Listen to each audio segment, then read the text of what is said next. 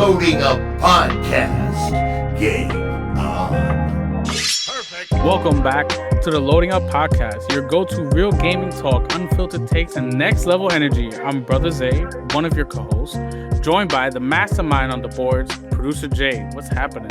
What's up, man? How you been? Been good, man. How you doing? I'm doing okay. You know, I've been playing some games. You know, I'm working through them. Good. Trying at least.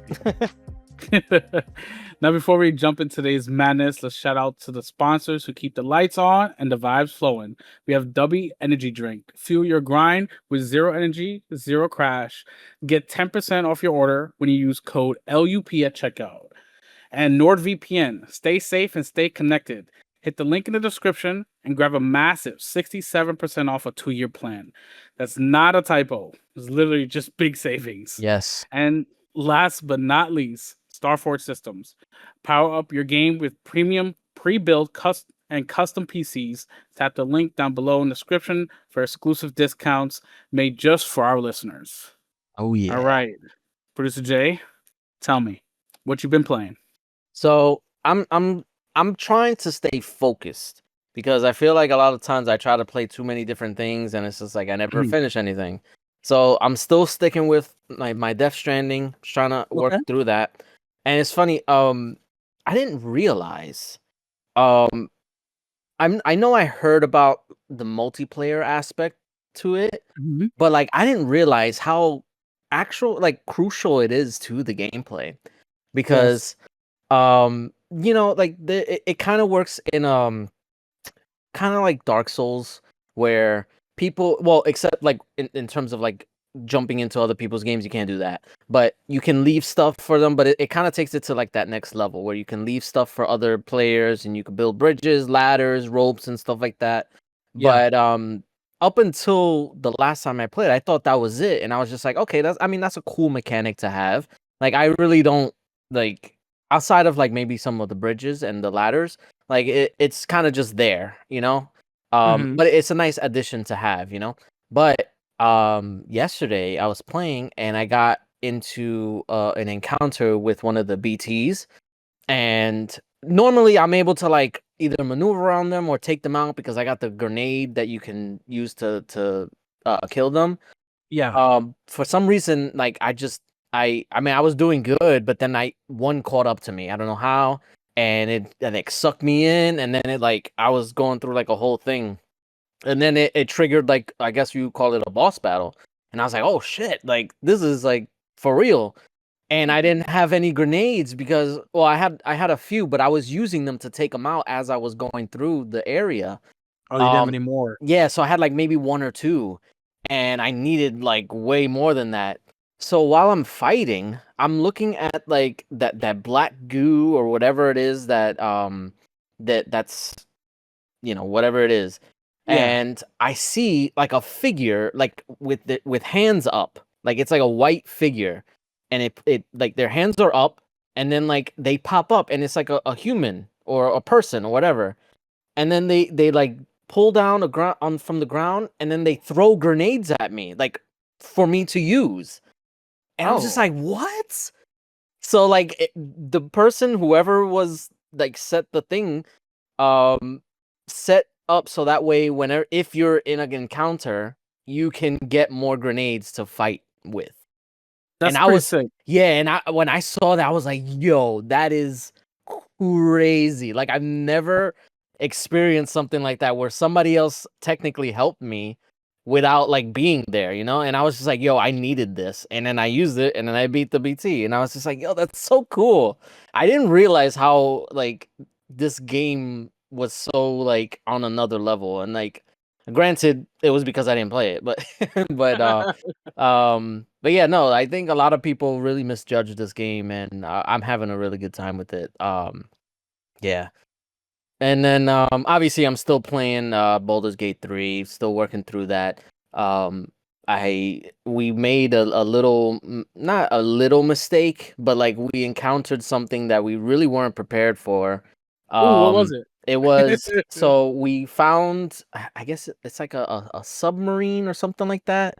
Yep. Where you can go and you can rescue the Duke, because we I didn't even know he was there. We just were exploring, but it Mhm. just so happened that he was there, and we had to rescue him anyway. And then there was another guy that was there.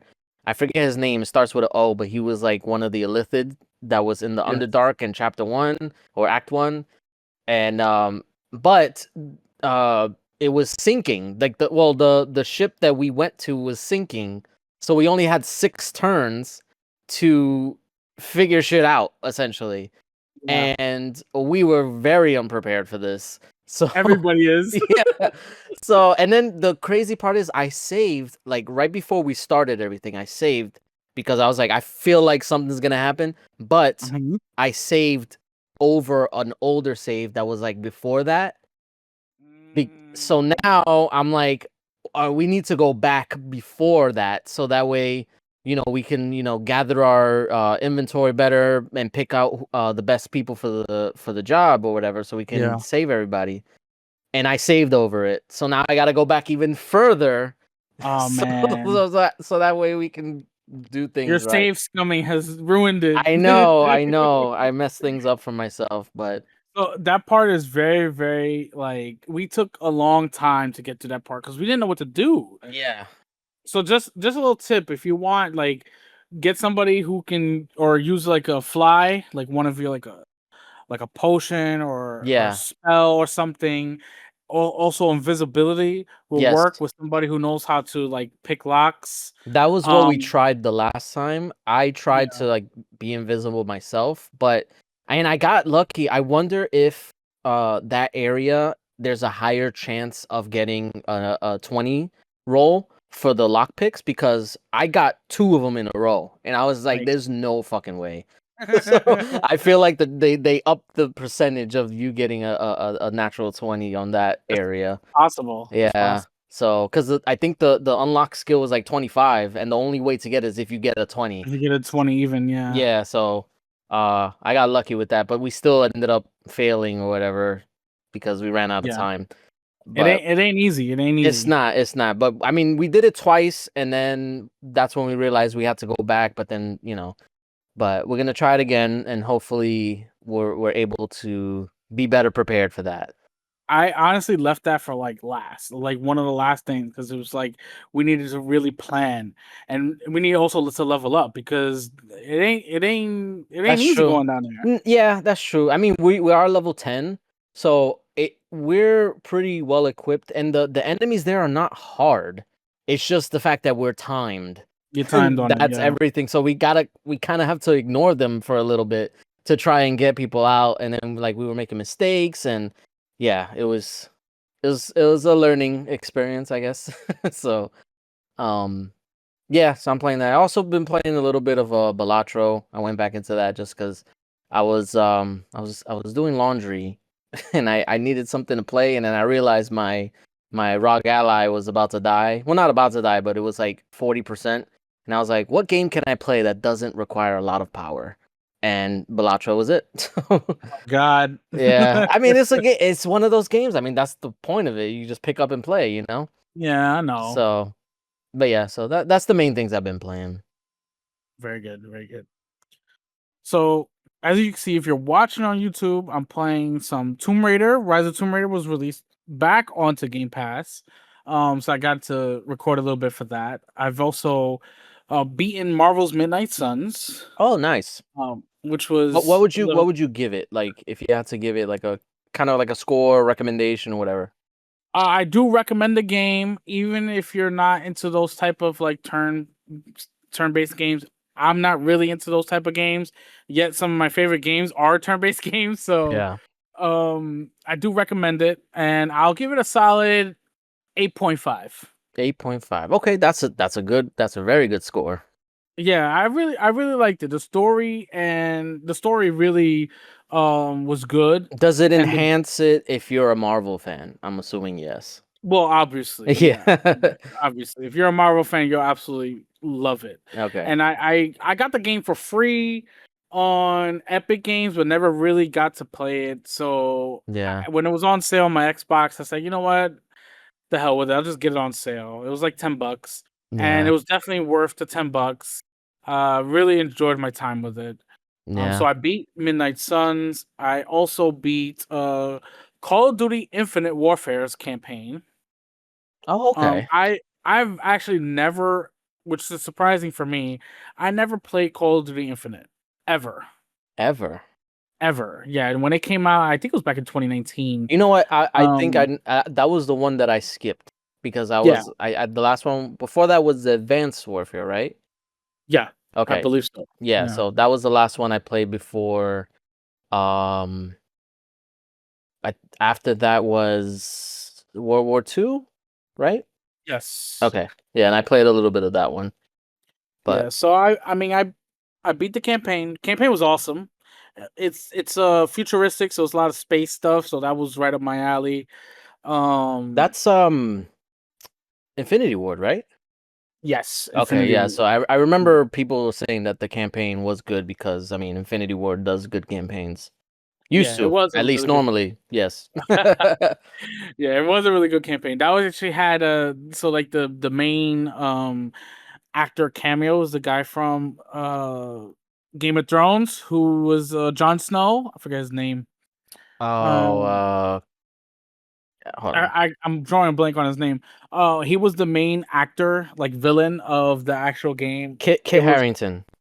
Kit Harington, yes. So Kit Harington, he was the actor for that game, and done well. I love the gameplay. It still looks so good, even though it was older. And the same thing for Tomb Raider. Tomb Raider being like 10 years old now, still looks really good. Still holds up very well.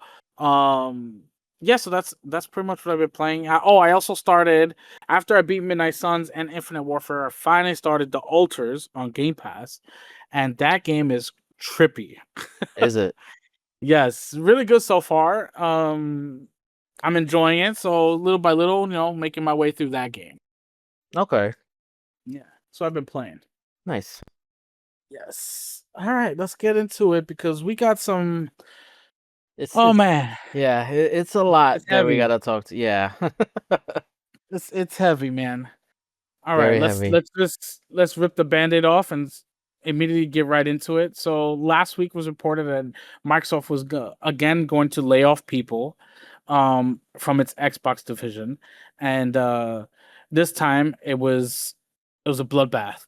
That's the only way I can describe it. Right. Um, a little bit of everywhere in the Xbox division was um I feel like people got laid off. They started with King, the mobile developer King. They saw a reduction of 10% of the studio, about 200 jobs.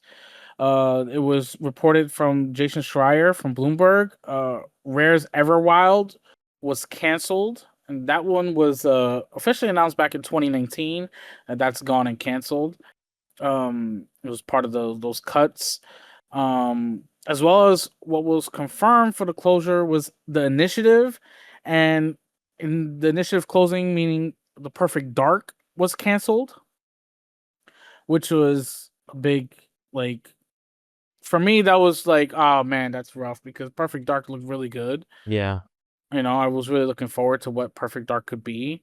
Jason Schreier also reported that 50% of Forza Motorsport developer Turn 10 has been cut.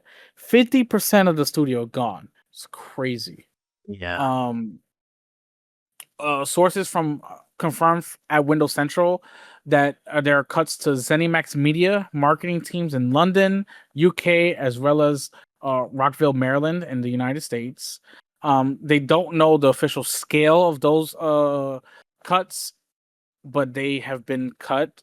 ZeniMax Online Studios, a new IP, was also canceled. We got reports that after a couple days after the initial layoffs on this past Wednesday, that it was a multiplayer shooter that they were working on, and that game was cut. Um, it's been a lot. So the total confirmed layoffs are part of the wider round of 9,000 employees were laid off. 9,000. Yeah. So like it was a lot. So I'm gonna read a little bit about what Phil Spencer had to say. before we get into like our personal opinions and stuff on it. Yeah. So the email was sent to all Microsoft gaming employees from Phil Spencer, and we got a little taste of it here from Windows Central. The email reads, "Today we are sharing decisions that will impact colleagues across our organization to position gaming for enduring success and allow us to focus on strategic growth areas. It will end or decrease work in certain areas of the business and follow Microsoft's lead in removing layers of management to increase agility and effectiveness. Out of respect for those impacted today, the specifics of today's notifications and any organizational shifts will be shared by your team leaders in the coming days. Since I recognize these changes come at a time when we have more players, games, and gaming hours than ever before. Our platform, hardware, and game roadmap have never looked stronger. The success we're seeing currently is based on tough decisions we've made previously. We must make choices now for continued success in the future years. And key part of that strategy is a discipline to prioritize the strongest opportunities.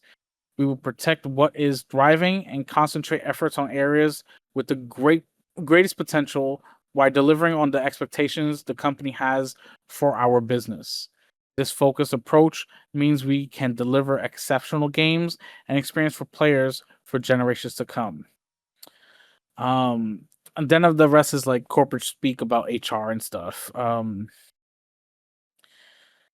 Let's get into, what do you think, Producer J?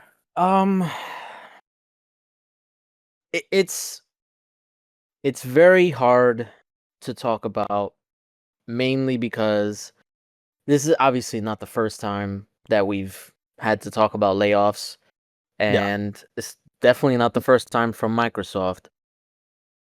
And this is like, I think, the second round this year. I think they had more in January or something like that. Yeah. And it was like 2,000 employees. Yeah. No, following 3. I think it was like it was something like that. It's 1,000 something employees. It's ridiculous. It was a lot. It was a lot.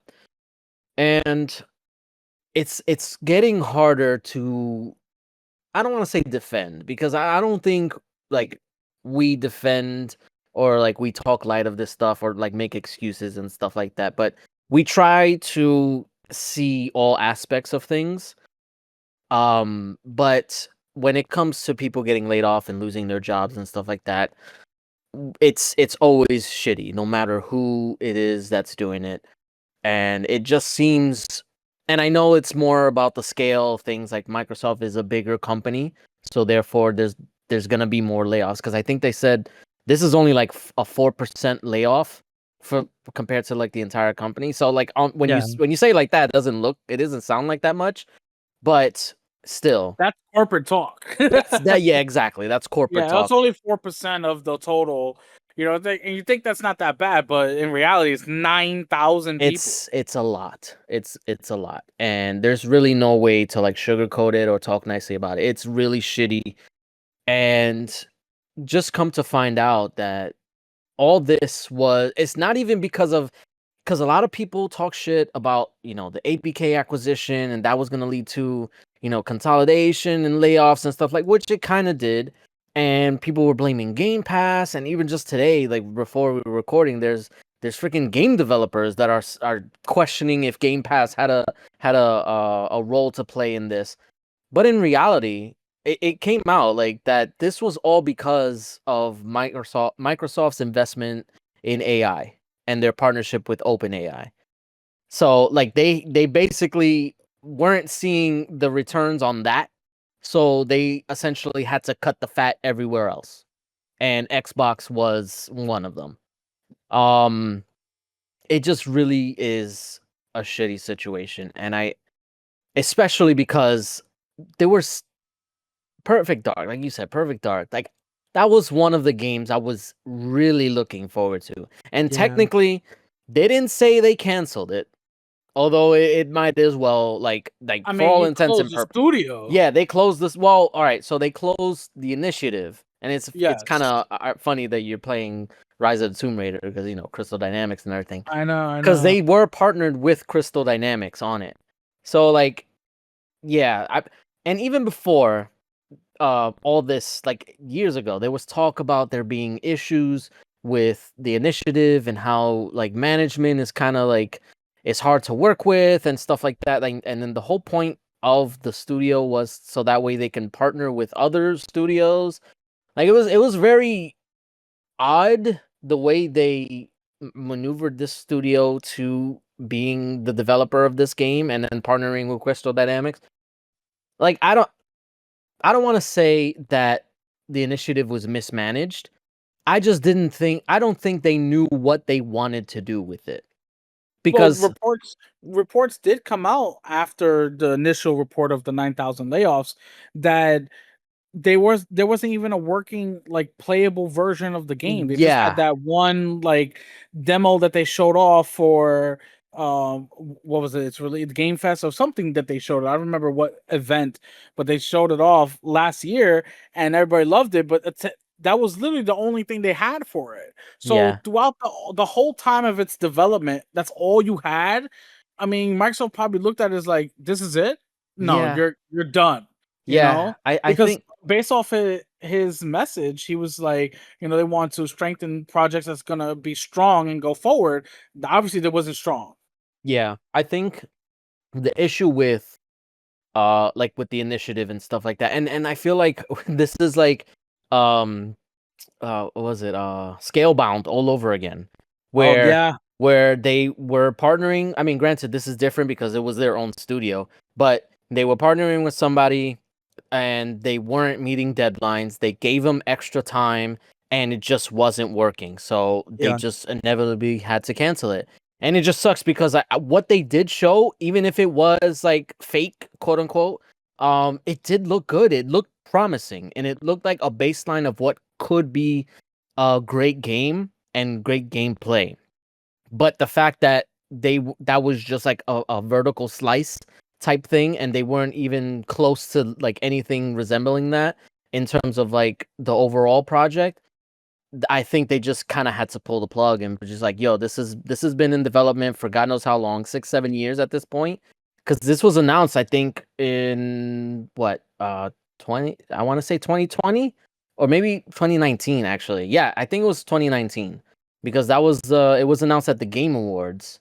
And yeah, I remember hearing about that. So yeah, it's already like 6 years, going on 6 years, and they're not even have anything. Then they don't have anything. Yeah, so it's like they kind of have to, pull the plug, and it does make me like realize that a lot of the things that are happening right now, in terms of like layoffs and game cancellations, studio closures, it almost makes me miss not being so aware of the stuff that's going on in the industry, because I'm sure this stuff happened all the time like 10 years ago, 15 years ago. We just didn't hear about it because we just we just played the games, we didn't care about it. But it's harder to ignore now because it's just so readily available. Yeah, it just sucks. 10 years ago, we would probably just heard Microsoft was laying off 4% of its company, and nobody probably would have thought about it. Yeah, they didn't. They 4%. That's nothing. Like whatever. Yeah. Just 4%, no big deal. But now we're in the ecosystem. We're seeing news online as it happens. We get news literally at our fingertips, right, immediately. So we get to see everything that's happening. It's sort of like a weird dystopian. Yeah, no, it definitely lends credence to the term ignorance is bliss, because if we didn't know about this stuff, everything would be fine. Like we wouldn't be any like worse for the wear. But the fact that we do know it, it's causing a lot of issues, and I think that's the difference between like back then and now. There's more people that are informed about this stuff, and yeah, it's just a sad situation. And I mean, we talk more like about like PlayStation layoffs and EA layoffs and stuff like that, and we always gave them shit. I'm giving Microsoft shit right now. Like there has to be some point where you got to be like, okay, what the fuck is going on? Like, why is it that this has to happen? Like, why does Xbox need to constantly just gut their own ecosystem or their own, like, I don't know, like their own system? Like, I don't know how else to explain it. Like, why is it that this has to happen so frequently? And I'm getting tired of it. And it's like there were rumors about Phil Spencer saying that, oh, he was gonna potentially retire, but those rumors were proven false. But now I'm starting to think, like, maybe it wouldn't be such a bad idea. Like, I was always a big proponent of Phil Spencer when he took over as head of Xbox. I think it was in 2014 after Don Matrick. And for the most part, like, he seemed to be a good figure and someone who got gaming. And he knew what he wanted to do. He knew what needed to be done in order to propel Xbox back into the limelight and make sure that they didn't fall into obscurity. Because there was multiple times where Xbox could have just went away, but he single-handedly saved it. But I think ever since then, and ever since the ABK acquisition, his profile has gotten so big that now, because he's answering directly to Satya, his hands are essentially tied when it comes to this stuff. It's not like he can just like hide away, because I feel like a lot of times back in the day, like, Xbox was kind of like, oh, like, we're here, but we're not really doing too much crazy things. Like, you don't gotta bother with us. Like, they would kind of like be under the radar type thing. I mean, that was to their own detriment because then they didn't really have anything going for them. But now that Xbox has become such a huge money making branch of Microsoft, not even just like, oh, this is just a gaming side. Like, no, they are making a lot of money and they're investing a lot of money. Like, 80 is literally the largest acquisition in, I don't want to say in history, but like in entertainment history, I think. In gaming history, just in gaming history. No, well, I think they beat the when Marvel acquired Fox or Disney acquired Fox, right? That was like, Yeah, of course. yeah, I That think was only like wasn't it like 5 or 6 billion? no. It was No. it was up there. It was like 60 or something like that. 60, 70 or something like that. This was like right up there, So they can't ignore Xbox anymore. So now and I said it before, like, on Twitter, I was talking with someone, like, Xbox got too big too quick, and now they're facing the wrath of what is like Microsoft as a whole, and now they're gonna start seeing the pressure that all the other branches of Microsoft face, and I think that's also why Xbox seems to be pivoting very hard to like PC and growth and stuff like that, because they have to. They can't rely on doing the same old anymore, because that's not going to show growth. So they are put in a corner where they have to show that they are growing, not only for shareholders but for the top execs like Satya and all of them, and Amy Hood, who's like the I think she's the CFO or something like that. They have to show that Xbox is growing and is going to continue to grow. And the only way to do that is to put games everywhere, refocus on like live service, and make Xbox in available on as many devices as possible. And the only way to do that is if you change the landscape of what it means to be an Xbox console or device or whatever. And I think that's the whole goal. They're trying to spin it as like a good thing. I mean, it is a good thing ultimately for consumers, but for them, this is like do or die, essentially. And yeah, it just sucks that a lot of developers are feeling that pressure and are getting their jobs cut because of it. Go ahead. I'll be perfectly honest with you. Last year, it was reported CEO Satya Nadella had $48.5 million for his compensation. This year, it's up 63% at $79.1 million. And if you really want to cut something, cut his stock awards and cut his pay down. You know what I'm saying? He could have probably saved a lot of jobs with just cutting his pay.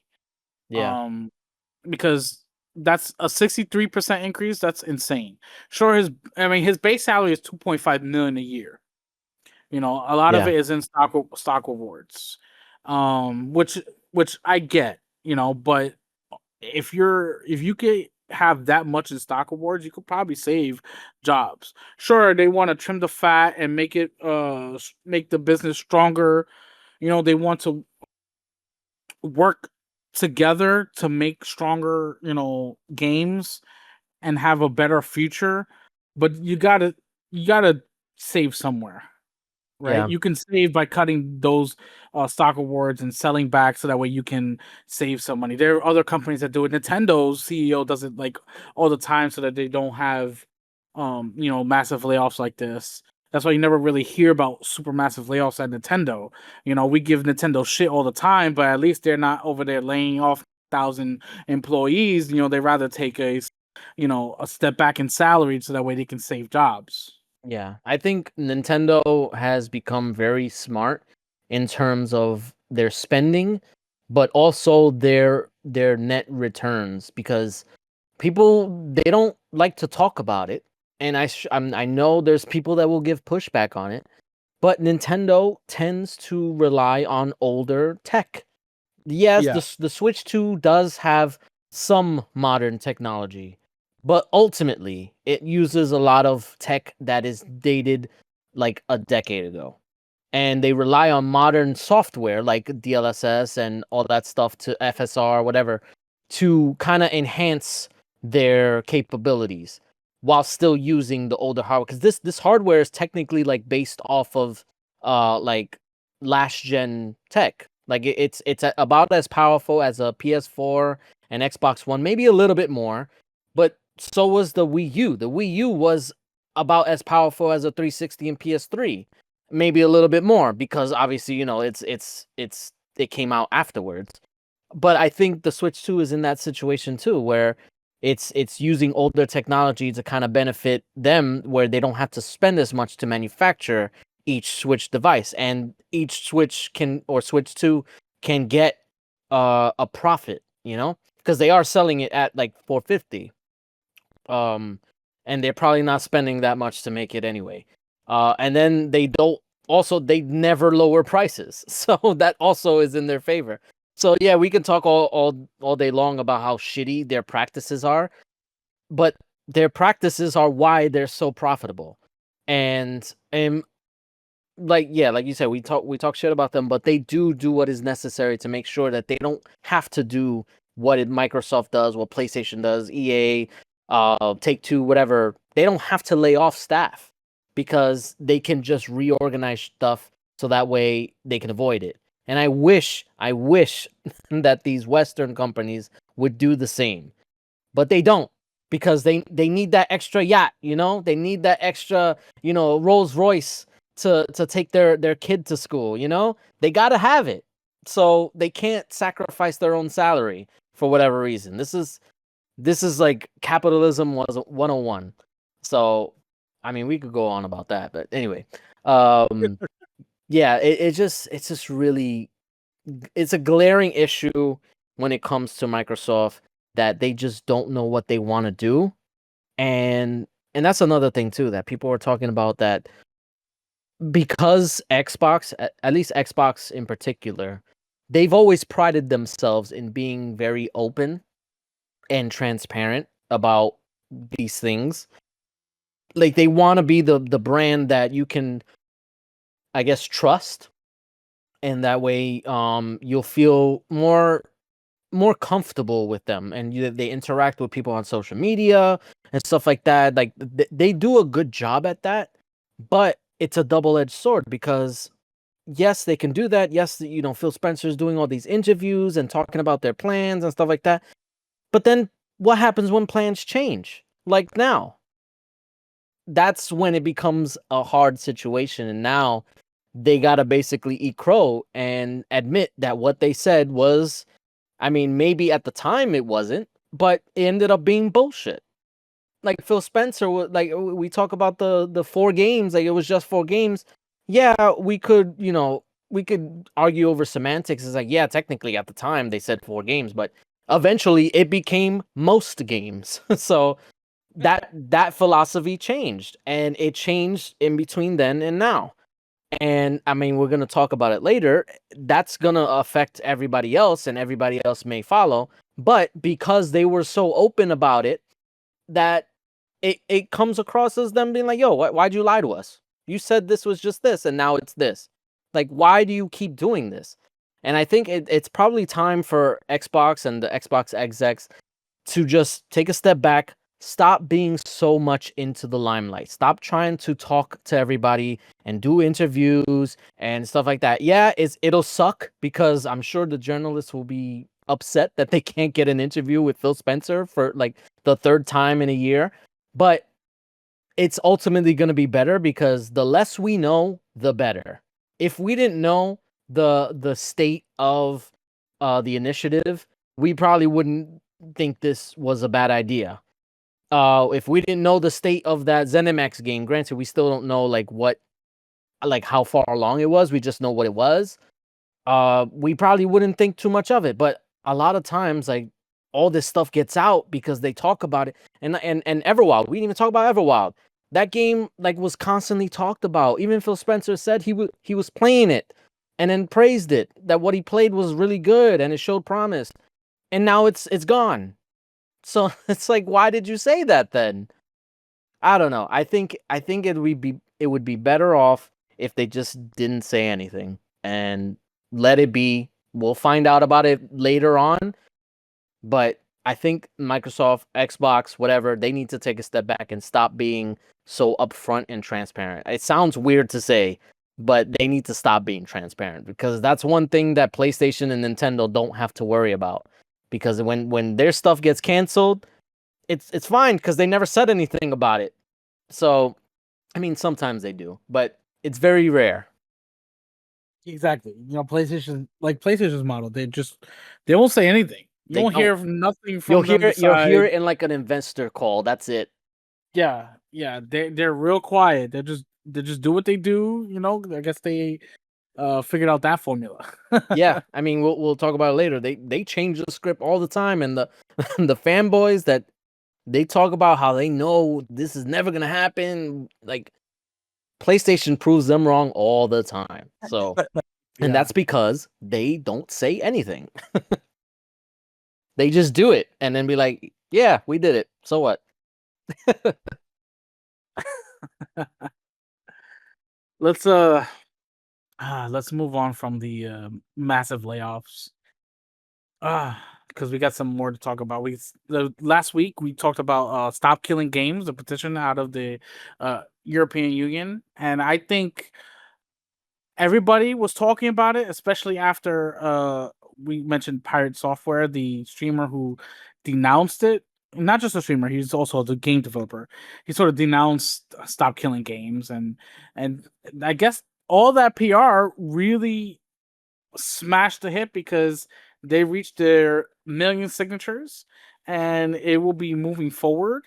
It literally reached the goal within 1 day. From it had like 600,000 on July 1st, and by July 3rd it had the million.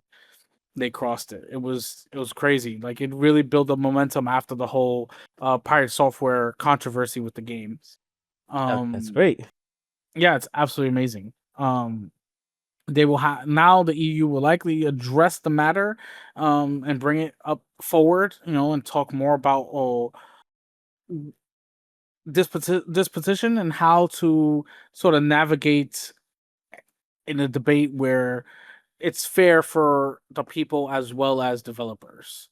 And we'll look forward to seeing more about this. Hopefully, more petitions come out like this, not just in the European Union, also across the UK as well as the United States. Yes, I'm very happy that this got the attention that it needed to, because as we talked about before or last week, I feel like this is kind of like gonna be the stepping stone to something bigger. And Oh yeah, I think it's something that needs to happen, because I feel we've said it before, like the EU for whatever reason tends to have a large say, and I mean, whatever reason we did say is because there's a lot of countries involved.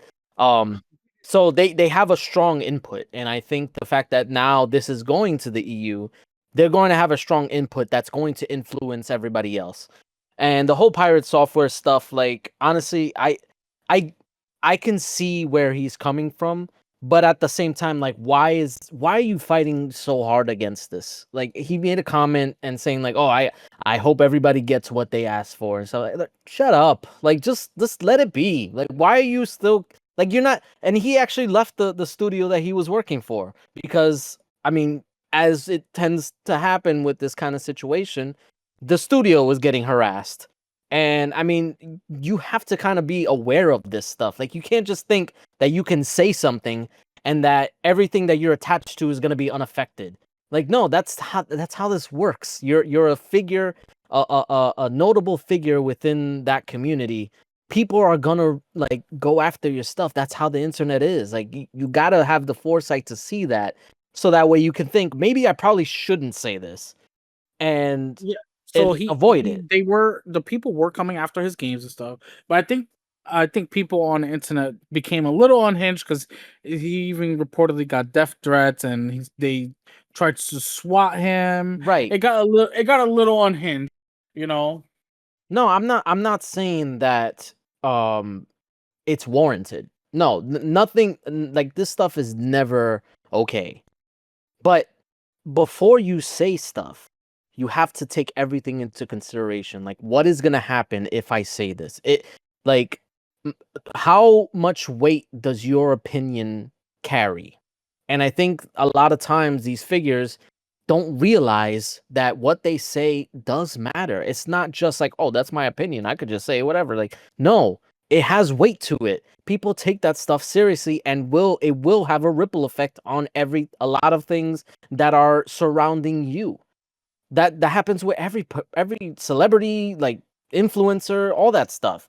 So the fact that he didn't think that, oh, my comments and my opinions regarding this petition is gonna affect my studio and my partners is just stupid. Like, why didn't you think that beforehand? Why like, I don't know. It's just it's so weird that for at least for me. For me, it seems like common sense. I always think about this stuff. Like, I always think about like what am I gonna like what do I do or say, or like whatever I do and say, what can it affect? And that's like constantly going in my head. And like I'm always, maybe you can call me an overthinker, but um yeah, I just wish that these people would realize that they can't just say stuff anymore. Like, especially when they're a notable person in the industry. I mean, I did follow Pirate Software. He has really good thoughts. Yes. You know, he actually is one of the developers and you know, people in the gaming industry that actually pay um his people fair living wage. You know, Yeah. they have rights and healthcare and all the stuff that other companies don't have. So, you know, although he has a shitty take on Stop Killing Games petition, that doesn't mean he's a shitty person. No, Because of course not. altogether, his company does really good things for developers. You know, Yeah. he just has a shitty opinion about it. You know, people shouldn't have death threats thrown at them just because of their shitty opinion. Yeah, it could be shitty. You could call them out on it, but that's about, you know, that's it. You know, look, Yeah. the good thing about all of this is that we crossed 1 million signatures. The Yes. EU citizens heard about it. They because before this it wasn't doing that great. They didn't think it was gonna get those signatures. Now all of a sudden, boom! Within 2 days, they got the signatures, and Parliament and the EU Parliament will definitely have to bring it to debate. Yes. So I mean, there ultimately this is good news, and like I said, I hope that this can lead to change that's like industry wide, because honestly, I do think that it can have more good, that at least when it comes to the way developers tackle live service. Because if they're going into it already with the idea that, like, okay, we have to keep this going even after it potentially fails, then maybe they might not make the same mistakes that others have in the past. And maybe they might be more prepared for that, because I feel like the main thing that affects live service games across the board is just that they're not prepared for the amount of content that they need to make it sustainable. We've heard it so many times where where the game launches, it's pretty good, but then like that's it. Like there's nothing else there. There's no content left, or not left, but there's no content to follow up right away. And that's what kills a lot of live service games. So if they can go into it knowing that, okay, if the EU is like, well, I mean, we still don't know if what they're gonna even do about this. Like they might not do anything. But if it can lead to change, I hope it does, because that's better for us gamers overall. Yeah, definitely. All right, let's move on. We got some news about Helldivers 2. Oh yeah.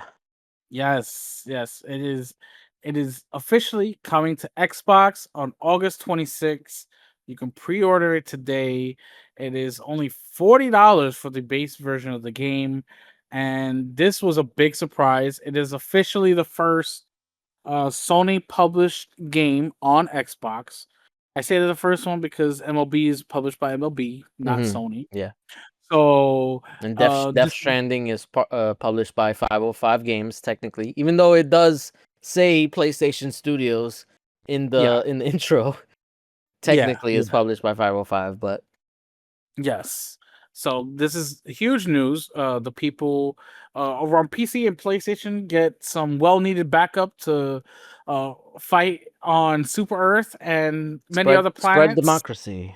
Yes, spread managed democracy, and it's gonna be great. You know what? I'm probably gonna pick this up. I played it on PC, had a blast with it on PC.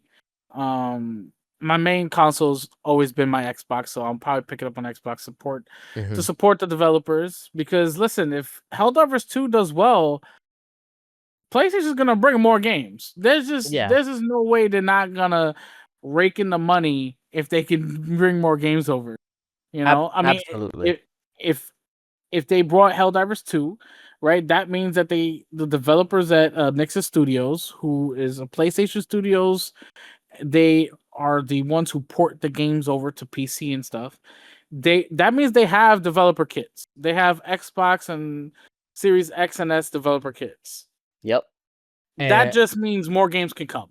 Yep, that's exactly what that means. And granted, now this, you have to think that this is not something that can just be done overnight. This was probably in the making for at least a few months. So probably as early as like late last year that they probably decided, okay, this is what we're gonna do. Yeah. And a lot of people are saying, oh, like it makes sense because it's the live service and stuff like that. Yeah, you can make that argument. But let's not gloss over the fact that this is, like you said, PlayStation published game on Xbox. This is a PlayStation published game on Xbox. And this is a first of its kind. Like this has never happened before. And there were so many people prior to this saying that, oh, it's not going to happen. Why would they waste time? Why would they bother bringing it to Xbox? Nobody's going to buy it, this, and that. And again, like I said earlier, PlayStation proves them wrong. They always do what they're going to do because that's just how it is. They don't say anything. They don't feed into the fanboy nature. They just do. And then the fanboys freaking do mental gymnastics to justify it, like they're already doing now. It's like, oh, it's just a one-off. It's not gonna be anymore. Remember what, like I just said before, like the whole 4 games, it's just 4 games, what Phil Spencer said. Now people are saying, oh, it's just Helldivers. Like, come on, like realize what is happening. We've been telling you this for the longest time, that PlayStation is seeing the writing on the wall. They're realizing that these PC ports and remasters are not gonna cut it. They have to port to as many platforms as possible. And yes, it's starting with Helldivers because it is a live service game, and it's something that the community, not just on Xbox but on PlayStation and PC as well, have been asking for. because they need more support. They need more players to populate the game, so that way they can continue going, and for the developer too, so that way they can keep up with the content. Honestly speaking, Helldivers 2 is PlayStation's biggest multiplayer game. Their biggest hit they've had for a multiplayer in years. Right. It is the most successful game for multiplayer that they've had in years. Why wouldn't they want more people to play it and more people to buy it? Right. You know, they can literally make hand over fist cash, and not just for Helldivers 2. You know, bring your older games here. You could start with the Uncharted collection. You Right. know, put that on Xbox. Just now, you're raking in on money that's been gone and dead for over 10 years now. You know, Right. like that. You know what I'm saying? You can just bring in extra cash that you didn't have on hand by porting over older PlayStation games. Exactly. And that's something that Shuei Yoshida, when he was doing the interview rounds after he got fired, he was saying, he was honest and said that the PC ports of PlayStation's back catalog of games is basically like printing money, because Yep. it's not that much to do the porting, and it's a new platform for these games where players have not yet experienced them. So it's a no-brainer. Like, why wouldn't you bring like an Uncharted game, or the God of War games, or the Last of Us games, or even the Spider-Man games? Like, why wouldn't you bring it to PC, right? It just makes sense, and that's exactly what they did. So now you use that same logic with Xbox. Yeah, it may not sell the 7 or 8 million copies that it sold originally on PlayStation, but it doesn't need to, because they're older games. Like, the life cycle of those games has already passed. They're already being on sale and stuff like that, so people are getting them at this. Free. Yeah, they're free on They're PlayStation free Plus. on PlayStation Plus. You Yeah, know? so it's like, why not make that extra money off of people on different platforms?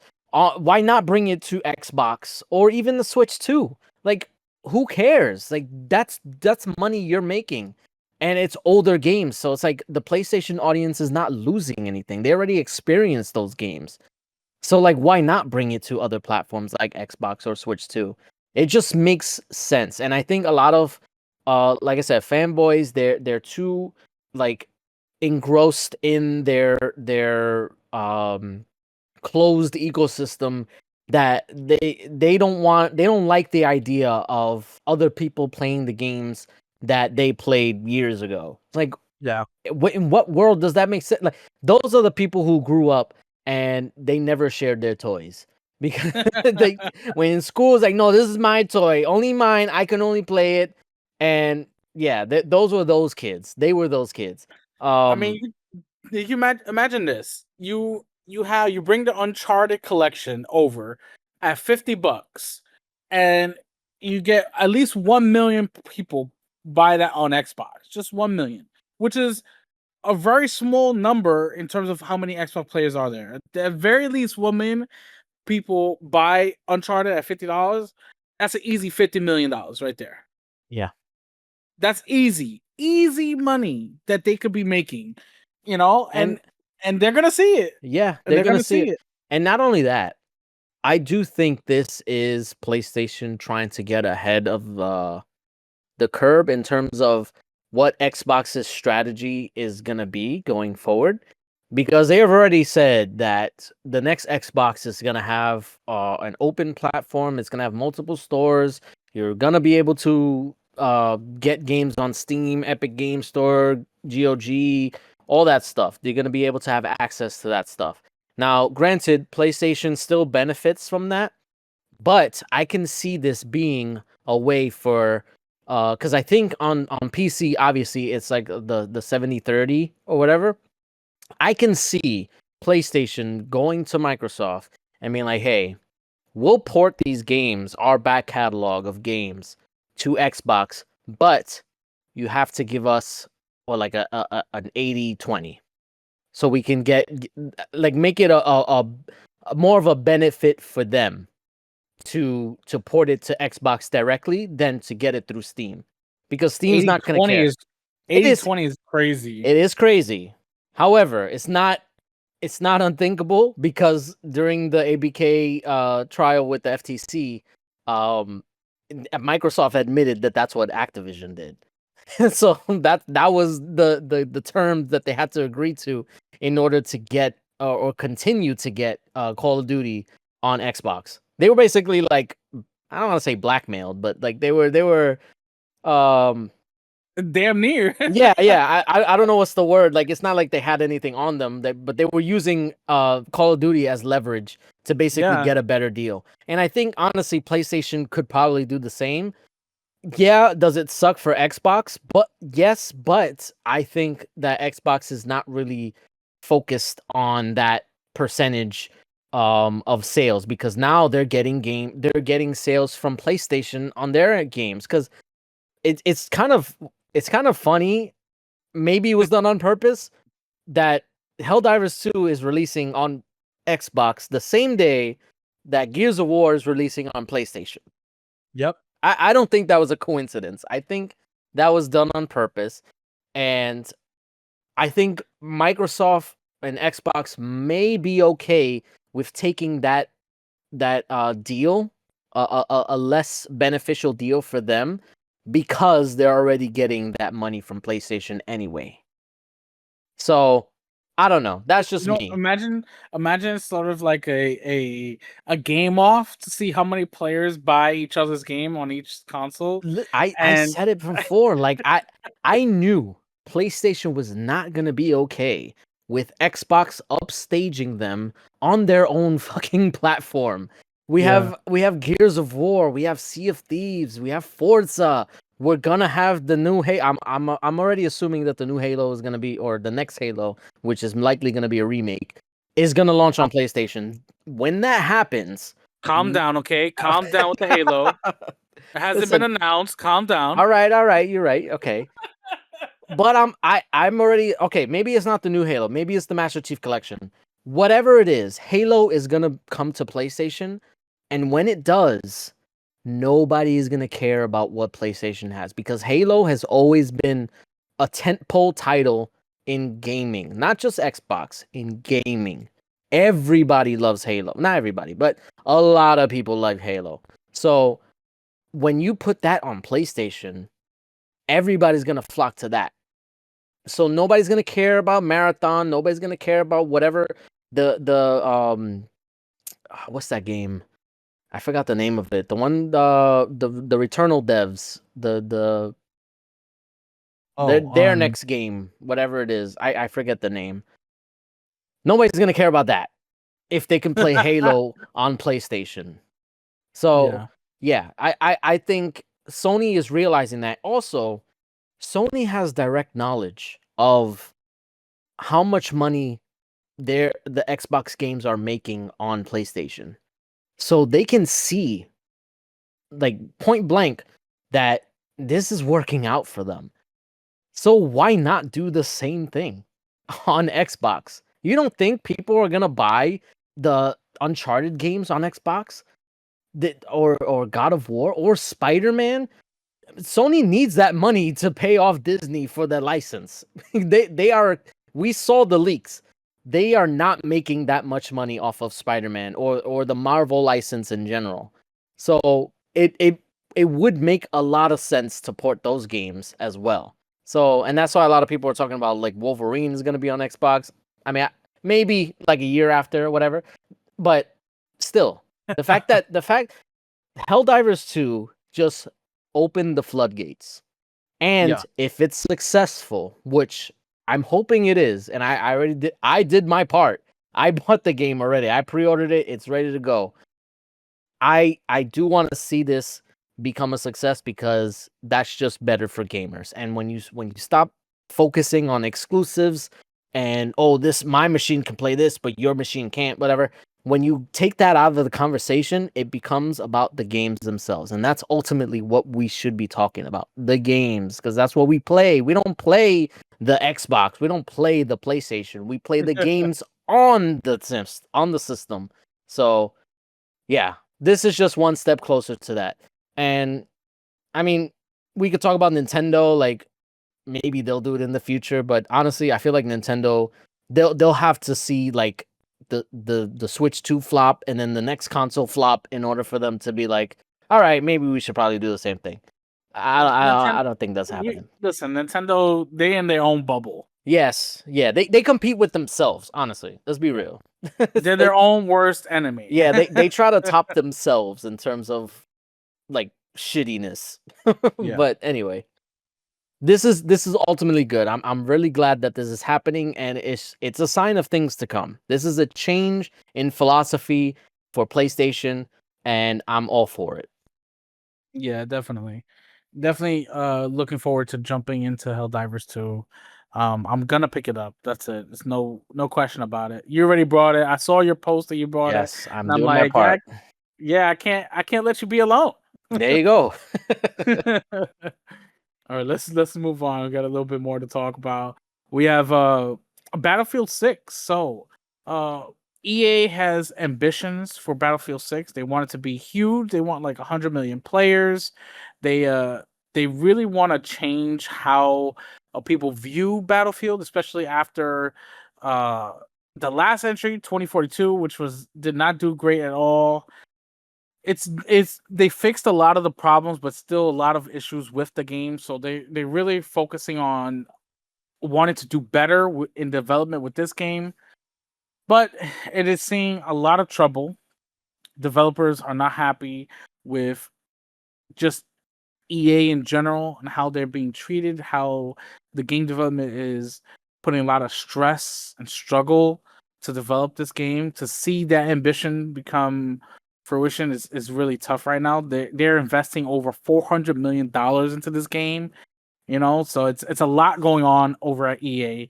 They do have high ambitions for Battlefield 6. I've always enjoyed the Battlefield series.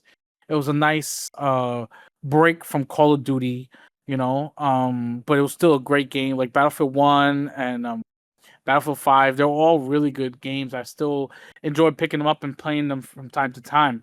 So I do have hope for Battlefield 6. I hope that the developers can get more help and seek to have less stress and less struggles while developing this game, because I really want the next Battlefield game to be really good. The playtest that we saw that was leaked looked really good, looked very promising. So I'm hoping that they can jump over this hurdle that they're going through now over at DICE to really make that game that can reach 100 million players, that can justify that $400 million price tag. Yeah. I think honestly, because in the past I've given Battlefield a shot. I think it was Battlefield 4 that I was like, okay, because before that I was always like a Call of Duty guy, and I was like, at that point I was like, okay, this is a chance for me to like branch out, try something different. So I remember I bought it, and one of the things that I noticed was that, at least in my opinion, Battlefield is very like slower paced. And I get that people like that, but I think if they're trying to go for like longevity, they kind of have to figure out a good or a better balance between what they are known for and like what Call of Duty is known for. So Call of Duty is very fast paced. They call it a twitch shooter. Like you have to be like on your toes all the time. It's quick in your face, and you got to have those like fast reflexes. But with Battlefield, it's a lot slower. The battles are bigger, and because of that, there's a lot more downtime. And I think that kind of hurts Battlefield in terms of player retention, because a lot of times people just don't want to spend 40-50 minutes an hour in one game, because like a lot of the maps are like bigger scale, because that's what a lot of Battlefield is known for that. I feel like if they were to at least make it smaller, they can still have like the bigger maps and the bigger modes where Well, they do this now. They have rush modes that are smaller. They have different modes that are smaller, faster paced, with smaller size maps inside the big ones. So there is always that really big conquest mode. Then they have the smaller rush modes. So they do have these things. It's just I don't know. I think especially with the last one, it just didn't feel right. There was Yeah. something off about the game. It, Well, it didn't feel like the guns hit well. It was weird. well, you got to think just because they're adding the rush mode and where you can play in smaller maps, just because they're adding that doesn't mean that the gameplay changes. Like the guns still are fine tuned for that bigger map, and and the mechanics of like the where you can spawn on your squad, the whole squad system is catered to a bigger map. And I always found it a little clunky. Like, granted, I didn't play the more recent one, so maybe they fixed it or adjusted it. But when I played it before, like it was always like, okay, why am I having to choose where I spawn? Like, why do I have to wait for my teammate or my squad mates to be in or to be out of battle? Or I don't know. It's very confusing to me. And also like when you die, like there's like a countdown and you gotta wait like 10 seconds in order to respawn. Like that's the type of thing I'm talking about. Like they need to like quicken that up, because a lot of times, well, not even a lot of times, but like today's generation is all about that instant gratification, and you gotta like have that moment to moment gameplay. So if you have any gaps in that, you're gonna turn people off. People are gonna be like, oh, why am I waiting to spawn? Why am I waiting to do this? And that's something that Call of Duty is like known for. Like you don't gotta wait. You don't gotta wait for the kill cam to spawn. You just press X and you already respawn. That's it. So if they can figure out that formula while also maintaining what makes Battlefield Battlefield, like the weight of the guns and the feel of it, and like the heaviness and stuff like that, if they can figure that out, then I can see it being a success. But they've always been at this, for years. They've always wanted to like regain that popularity that they once had, and it's just for whatever reason it's just not there. I don't know what. Well, I mean, I've offered my suggestions, but like I don't know if it's gonna be enough. And I do hope they figure it out, and I do hope that they're able to deliver, because I know a lot of people were looking forward to the last Battlefield, and then it kind of just fell flat on its face. So yeah, hopefully this is different and they can strike the balance, because I know a lot of people too, like who are kind of tired of the Call of Duty formula, and now they're especially like with the whole skins. Granted, I don't care about skins. Like it's whatever. It's cosmetics. It doesn't really matter. But a lot of people really hate that they're adding stuff like the freaking Beavis and Butthead and Cheech and Chong and all that stuff. I find it funny. It's silly. I don't care, whatever. But a lot of people really don't like Call of Duty for that. So like, I don't know. I don't know if they want to lean into that and be like the antithesis of that. But then you just split the audience. I don't know. I don't know what the answer is, but hopefully they can figure it out and make it work. There is no answer. Yeah. There is no answer. We just gotta wait and see, and hopefully, like you said, they figure it out, and hopefully they bring in a good game. Yeah. Yeah. Let's jump right into some Call of Duty news, because Call of Duty World War II just launched on Game Pass, PC Game Pass, and it's already in the news because it's been taken offline after players were hacked while running the game on PC.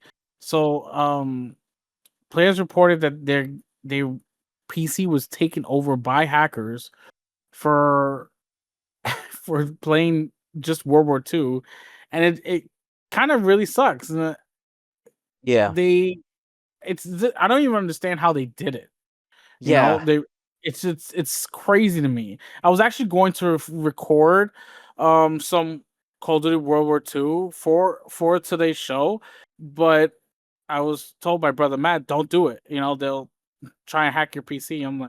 I immediately deleted it. I was like, no, okay. Yeah, So it's so weird. Yeah, it's very weird that they can do that stuff and it's just gone unnoticed. I don't want to say it's gone unnoticed, but like it just seems like they didn't care. And the fact that this is still even possible is just weird. Because I remember back in the day, like, you know, the modded Call of Duty lobbies and stuff like that, and even on console it was like that. But I I don't know what the solution to this is, because it just seems like it's gone unmoderated for so long that it's just like, okay, well, like, whatever, like the hackers just took over, but now they're trying to reintroduce it. Did they not think that, oh, we should probably make sure that it's safe for PC players to go back on and play against these these hackers who can, you know, take control over somebody's PC remotely? Um, yeah, it's just it seems like a very huge oversight that they just didn't think of when they were deciding to put this on Game Pass. It's still a good thing, and if you're playing on like console, or like on Xbox, then obviously it's still good. But yeah, if you're playing on PC, it just don't do it, or at least play offline and just do the story or whatever. Don't go into any lobbies because it's just too much of a risk. Yeah, that's just crazy. Yeah. All right, so let's continue on. We have some updates from Anthem. That's right, Anthem. Yeah. The Anthem has announced that January 12th, 2026, the game will be officially over. They're completely shutting down the servers, and they'll no longer, as of today, actually, you can no longer purchase the game or in-game currency. They'll You can still play the game up until January 12th of next year, where the servers will go offline and they will no longer be able to play the game at all. Zero, no gameplay. And you know what? Anthem got a lot of shit. It wasn't it wasn't a great game. It had a lot of things wrong with the game. But there are some mechanics in this game that I absolutely love. I absolutely love this game. It made you feel like Iron Man, you know? Yes. You're Yes. flying around in like this mech, and you had 3 different types of mechs, and you felt like Iron Man, or it was just really cool. Like the flying mechanics itself were great. You know, some of the shooting aspects of the game were really well done. They just suffered heavily with the redundant loot drops and Yeah. having in the menus and walking around in like the little city after missions. It was terrible.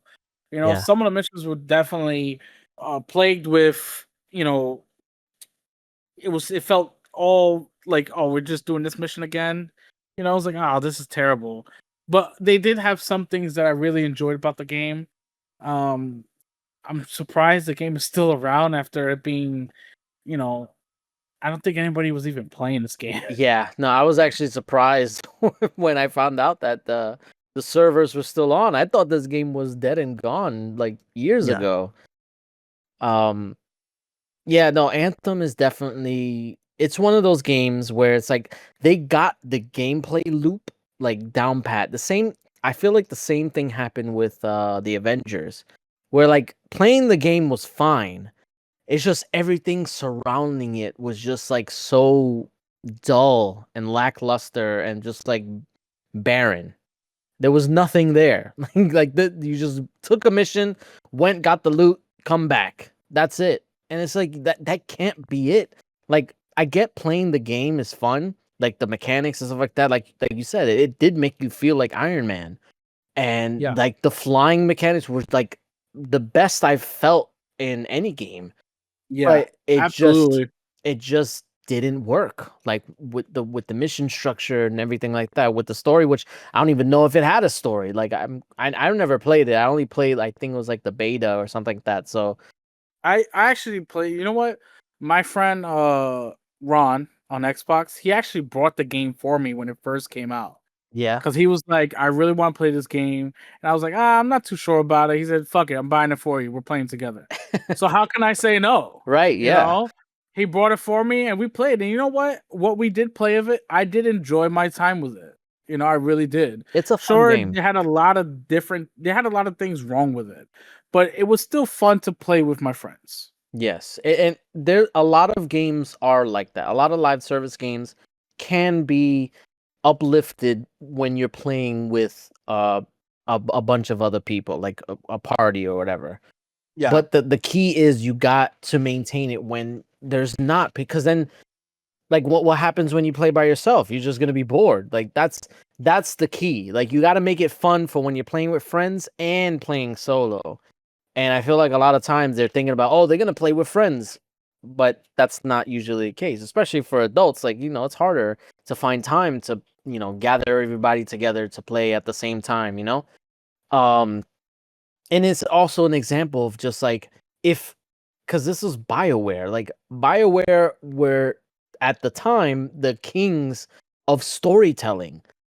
So like why would you take that away and focus on stuff that they're not good at, which is being live service and the looter shooter and stuff like that. So it's like it's one of those examples of just like a mismatch of like developer and genre. I do think, and it also kind of sucks too, because I know at one point, EA and BioWare were trying to fix it. They were gonna release like a 2.0 update that was gonna like radically change everything, and then it got canceled. So there could have been a universe where Anthem came back and had a triumphant return, but that didn't happen, and now it's canceling for good. I just hope that whatever BioWare is working on, I mean, I know they're working on Mass Effect, but like that has to be like it has to work, right? Like that's their last chance. They've had so many flops and failures and over the last few years that it's just like this is it. You gotta deliver. And I hope EA realizes this and just like makes everything work. Like just facilitates the whole development process, let them do what they're best at. Don't turn it into something it's not. Just let them cook, essentially. And I really hope that this ends up being something that's beneficial for them and for gamers, obviously. But yeah, ultimately, like it sucks that Anthem is like canceled for good, because I know there were some people that were trying to keep it alive and like playing. I remember seeing like when I was scrolling through TikTok, there were people playing it, and I was like, really? People still play this game? But I guess not for long. they're gonna shut down the servers. But again, January. this goes back to the whole stop killing games, because like if this were like if that were taken into consideration, then they could play it longer than January whatever. And like it'll have an offline mode and you could just play that. But the fact that it's just shutting down the servers and you just can't play it at all, like that's the problem. That's what the whole thing was about. But yeah, definitely, that was definitely the problem. All right, that's we're done with Anthem. Let's go on to our last bit of news. Hideo Kojima hints that OD and Physics could be his final game for a while. I mean, maybe forever. for good, yeah. Yeah, Kojima's what, 60 something? He's 61. Yeah. He's 61, Games take a while to develop, so who knows how old he'll be after these games officially release. But yeah, he's planning to not make any more games. It is reported that he wants to make movies, so I mean, he still wants to be active, but who wants to be like developing games into their 70s and 80s? Yeah, that's one thing. What he said for a while, I was like, "What is a while?" Because like, I think you'll be done by the time Fizzent even releases. I know he's like deep into development because they just released Death Stranding too, and I know OD has been in development for probably like a couple years at this point. And then Fizzent was like announced last year, so it's like after that, like you said, he's gonna be in his 70s, maybe late 60s. And it's like, do you really want to still be developing? Like, what kind of break would that even look like? What, 3 months, and then you're back at it? It's like, I get he's kind of like a workaholic, but you gotta hang him up when the time is right. And maybe because I know Fizzent is supposed to be like the spiritual successor to Metal Gear. So maybe that could be like his swan song, his like last hurrah. It would be, fitting that he goes out with what he's known for and like the genre that he's popularized, which is the stealth action genre. Yeah. But I don't know. It really is up to him. I don't know what's in his head. Obviously, I mean, who knows what's in his head? The fucking things that he comes up with is like, bro. Well, he did say he wants to work on a movie because he's a big movie buff. So Right. And that's maybe also something that's like also time consuming. Like you want to work on a movie in your 70s. Granted, it's probably not as intensive, but still, I mean, like he would be a director, right? Or director, writer, maybe producer. Who knows? Yeah. You know, I feel like maybe he'll step away from being active in the development scene and maybe like kind of hand off the reins to his studio and be like, hey, all right, I'll give tips and pointers and stuff like that, but the rest is up to you. And he can kind of be like you said, like the producer role while he goes off and does like movies and stuff like that. Because I feel like if he's gonna do movies, he's got to get started soon because he ain't got that much time left. So that's crazy. I mean, I'm just being honest. Like he's 61, and Nah. The Japanese live longer. they live longer. They got Their life expectancy is like 89. He's got plenty of time. All right. Maybe he does have time, but still, you got to get the ball rolling some point. Because I know he's been talking about this for like decades that he wanted to do movies, and I don't know, he's just never done it. But maybe that's another can of worms that's difficult to get a hold of, because I know making movies is hard. I mean, we've seen the whole thing like with like even Marvel and Blade. That movie like has been in development for like a decade. So it's like, Oh God. yeah, we know that movies are not as easy to make either. So Yeah. We'll see. Hopefully he can get the next games that he's working on out at a relatively quick pace. Yeah. All right, that's everything we have for the show. All right. That's it. Yeah, we got a lot done. We got a lot We of did. topics there. I mean, the bulk of it was the layoff stuff, which is it's not fun. Oh God. At least we got through it in the beginning. But that being said, if you're watching on YouTube, you can like, comment, and subscribe. That will definitely help us reach more people and help us interact with you, because we definitely like interacting with you guys. If you're listening to us on a podcasting app, you can rate us and share us with all your friends and family, because that's also a way we can spread the love that we're trying to give out in this show. If you look in the description, you can see our sponsors, which is W Energy, NordVPN, and Starforge PCs. You can get some discounts on all of their services and what they offer. And if you help them out, they'll help us out. So we thank you in advance for doing that. And we will see you guys next week. This Peace. is Slim Reader.